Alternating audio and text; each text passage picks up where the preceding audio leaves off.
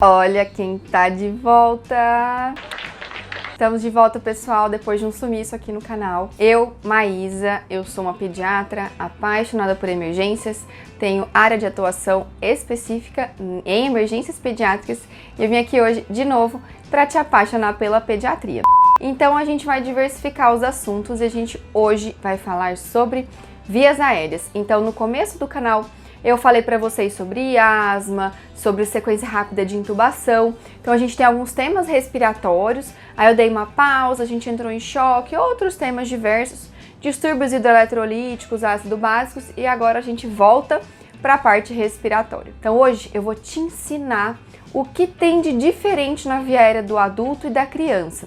E essas particularidades anatômicas, elas vão fazer muita diferença na escolha do seu tubo, na escolha do seu laringo, da lâmina. Então essa aula é imprescindível para você manejar bem a via aérea de uma criança. Então vamos comigo? Qual é a importância de eu saber disso? A gente sabe que as patologias respiratórias são as principais causas de procura ao pronto atendimento e de internações. Então eu preciso identificar quando essa criança está mais grave ou não. Você sabe fazer a avaliação da criança gravemente enferma? Se você não sabe, tem aula no canal também, aqui no card eu coloquei para vocês, ok? Além de ser uma das principais causas de procura, é a principal causa de parada cardiorrespiratória em criança, a hipoxemia. Então você não pode deixar de conhecer esse conteúdo aqui.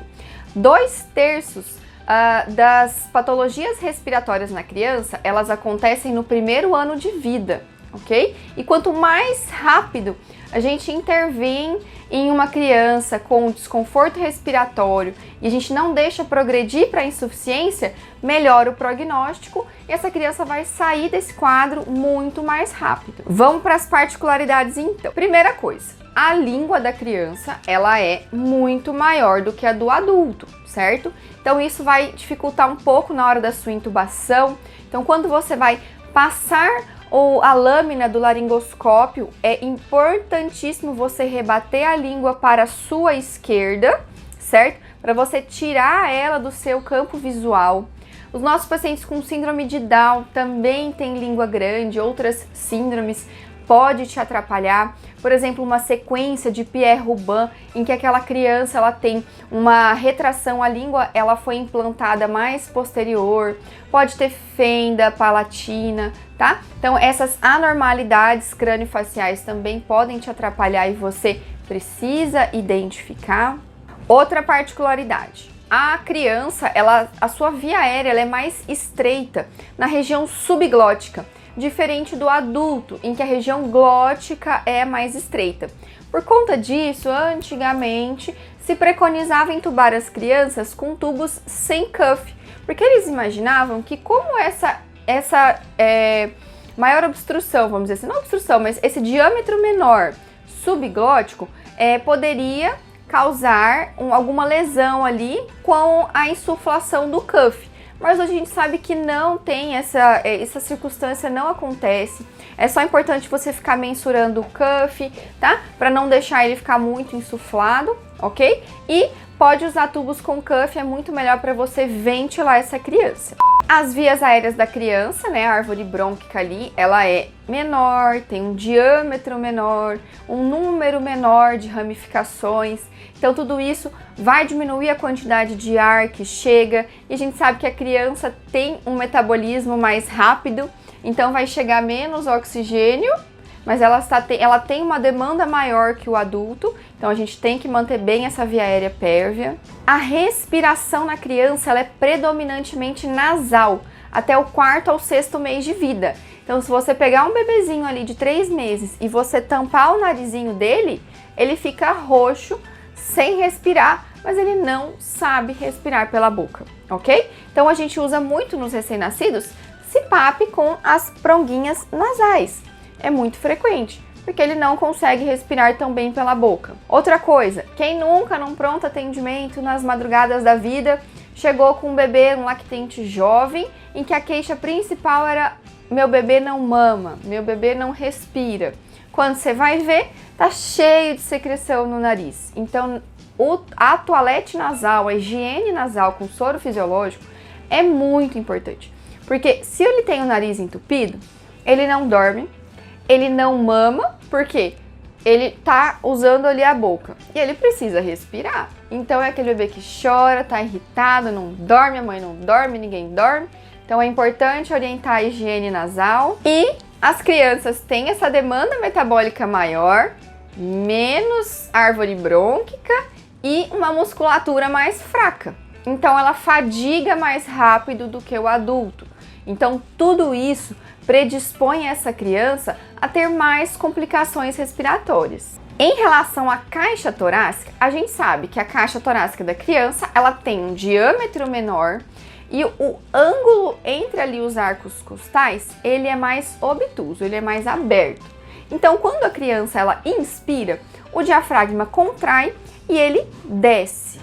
E aí o ar entra. A pressão intratorácica está menor que a atmosférica e o ar entra. No adulto, esse ângulo ele é mais agudo.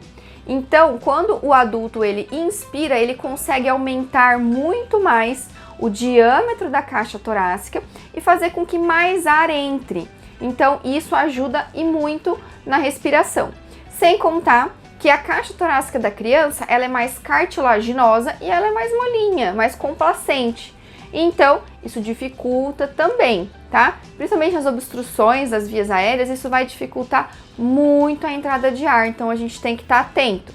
Por isso que a criança faz mais tiragem que os adultos. E a tiragem intercostal, ela não é necessariamente patológica, porque como o arco costal ele é mais complacente, então a musculatura intercostal ela ajuda a com que essa caixa torácica se expanda mais, o diafragma desça para entrar mais ar. Então é frequente a gente ver nas crianças, principalmente as mais magrinhas, uma tiragem intercostal que não necessariamente é patológica. Outra coisa importante para a gente saber é a escolha do nossa lâmina do laringoscópio. A criança, principalmente os menores de 6 anos, eles têm a epiglote mais horizontalizada, então ela é mais caída e mais mole, ela é mais cartilaginosa. Então, quando a gente vai entubar, por que geralmente nós pediatras preferimos as lâminas retas nessa faixa etária? Porque quando eu insiro a lâmina reta, a intenção é que ela faça o quê? Ela pince a epiglote. Então, você pega a epiglote da criança e levanta. E logo abaixo você vai achar ali a região glótica, as cordas vocais, para inserir o seu tubo. As crianças maiores de 6, 7 anos, eles já têm uma epiglote mais parecida com o adulto. Então, ela já é mais firme, mais rígida e mais verticalizada.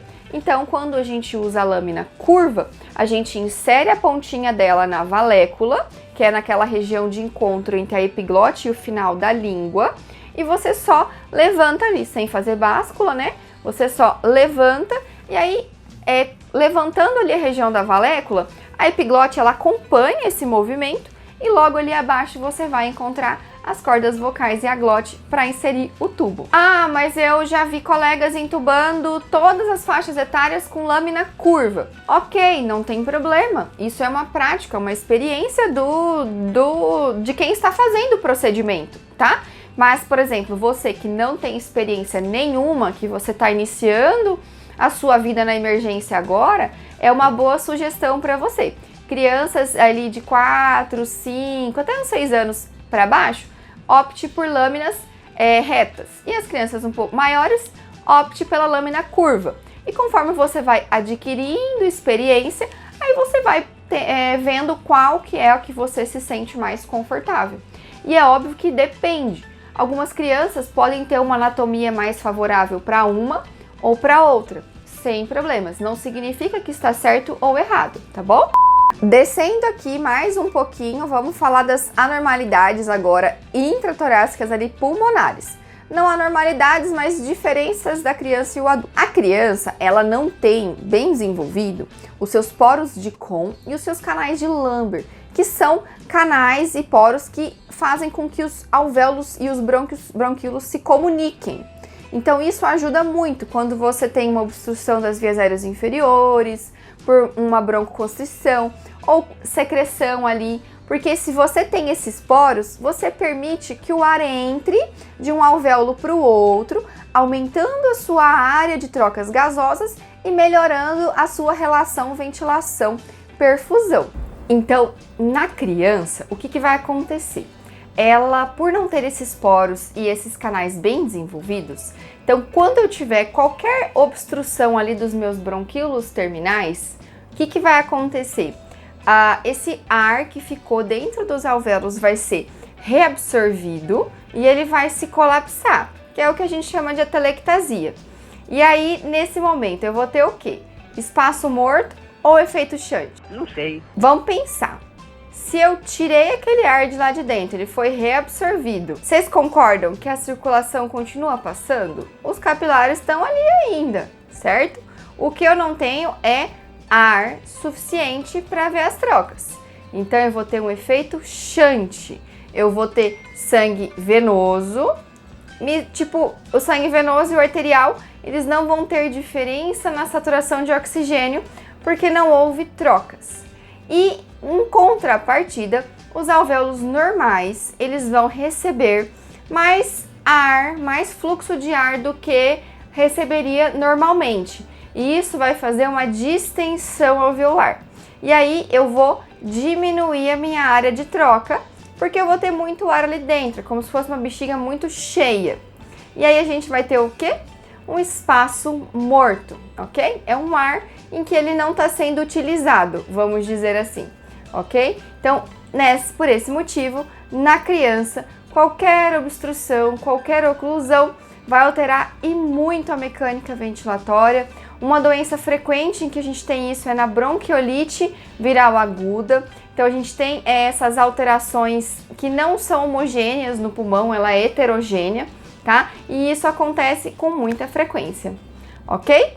Então, eu espero que vocês tenham gostado. Essa aula foi para passar para vocês as particularidades, para vocês entenderem o porquê que a criança tem tanto problema respiratório, ok? E a nossa próxima aula eu vou te ensinar como você vai dar oxigênio para o seu paciente, quais são os dispositivos de baixo, alto fluxo, quando você vai indicar um ou outro, beleza?